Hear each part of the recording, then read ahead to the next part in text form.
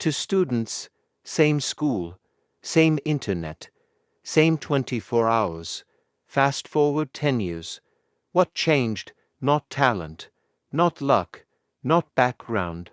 One habit, the study habit that builds millionaires. Welcome to Finance in Focus. Let's talk about the difference between studying for exams and studying for wealth. Most people think wealth comes from inheritance, connections, luck, or genius IQ. But research shows something else. And The Millionaire Next Door by Thomas J. Stanley. Every day, self-made millionaires shared one powerful trait. They were continuous learners. They studied long. After school ended, they treated learning like an investment. Most people study for grades. Millionaires study for skills. There's a huge difference. Grades expire. Skills compound. Sam memorizes definitions. Fine learns how money works. Sam studies to survive exams. Fine studies to understand value creation. That's the shift.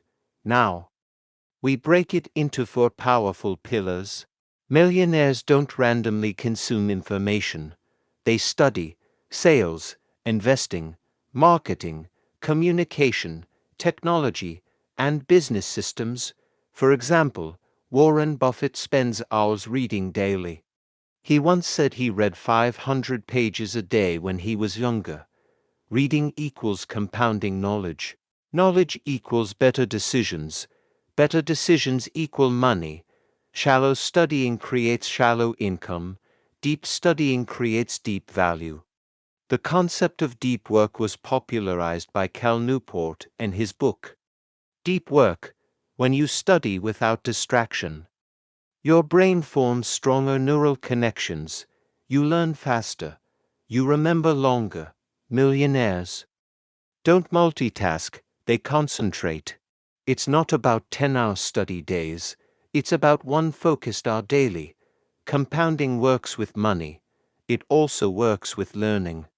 1 hour daily for 5 years equals over 1,800 hours of skill mastery.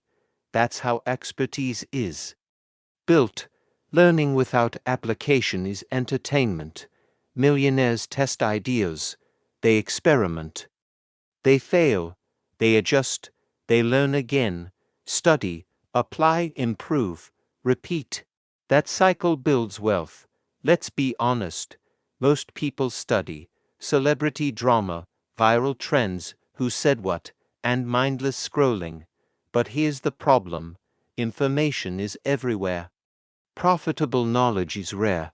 Ask yourself, is what I'm consuming increasing my earning power? If not, you're training for distraction. Not wealth. Your brain is plastic. It adapts.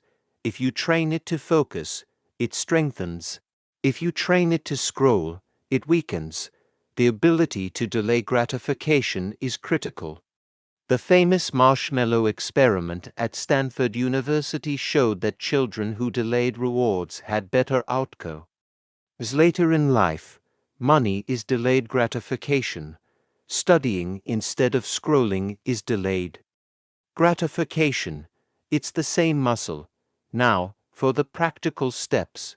List 5 subjects: personal finance, investing, sales, negotiation, and communication. Study them intentionally. Every day, 60 minutes, phone away, one skill, deep focus. Protect that hour like an investment. Create a skill investment journal. Write what I learned, how I applied it, and what result I got. Learning becomes measurable. If you scroll 3 hours daily, replace just 1. In 3 years, you won't recognize your income level. The difference was never intelligence, it was direction. One studied for survival, the other studied for leverage.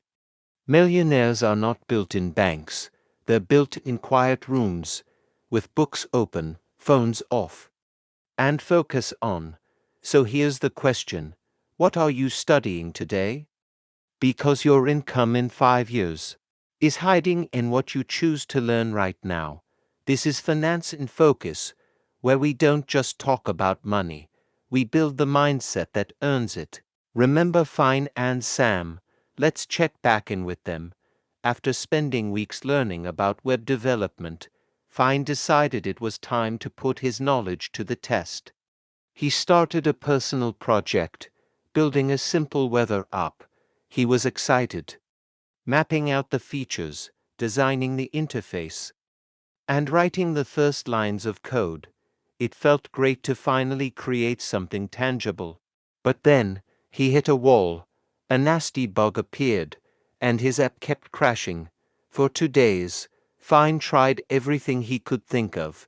He read articles, watched tutorials, and reread his notes. But nothing worked. Frustration started to set in. It felt like all his learning was for nothing. He was so close to giving up. Meanwhile, what was Sam doing? He was still on the learning treadmill, consuming content like it was a race. He'd finished 3 more online courses and had a folder full of certificates. He knew all the latest buzzwords and could talk for hours about advanced concepts. But when a friend asked him to help with a small coding task, Sam froze.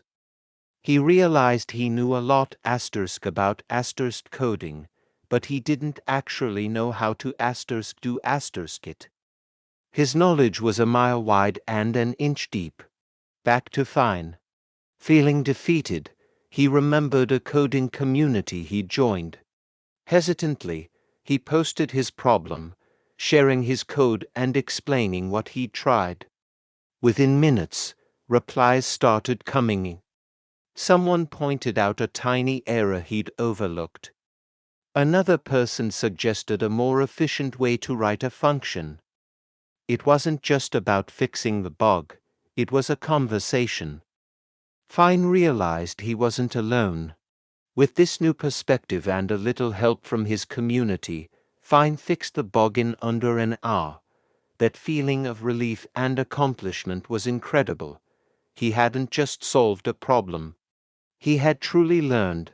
He understood the code on a much deeper level because he had wrestled with it, failed, and then collaborated to succeed. Fine's journey shows us that real learning happens when we apply what we know. It's in the struggle, the setbacks, and the collaboration that knowledge turns into skill. Sam had a library of information. Fine built something with it. Don't just be a consumer of information. Be a creator, a problem solver, a collaborator. Start your project, embrace the challenges, and find your community. That's how you truly grow. Thanks for watching. If this story resonated with you, give us a like and subscribe for more content. See you next time. Have you ever felt like you understand something, but when you try to explain it, you just can't find the words? That's a sign you haven't truly mastered it. But there's a powerful trick to fix this, and it's called the Feynman technique. It's simple.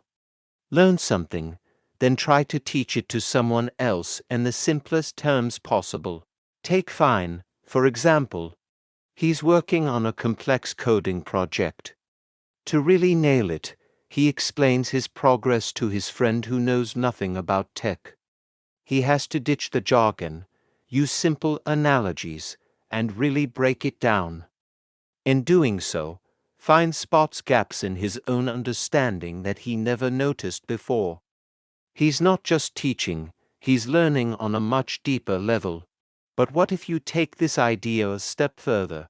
Fine joins a mastermind group. It's a small crew of driven people who meet regularly to share their goals, challenges, and wins. They hold each other accountable and brainstorm solutions together. Fine gets fresh perspectives on his project and constant motivation. Meanwhile, Sam is trying to learn the same skills, but he's doing it all alone. He reads, he watches tutorials, but he stays isolated. When he gets stuck, he often stays stuck, losing momentum and motivation. The difference is clear. Fine is accelerating his growth through teaching and collaboration, while Sam is hitting a plateau. So, don't just consume information. Actively engage with it. Try explaining a new concept to a friend. Find or form your own mastermind group.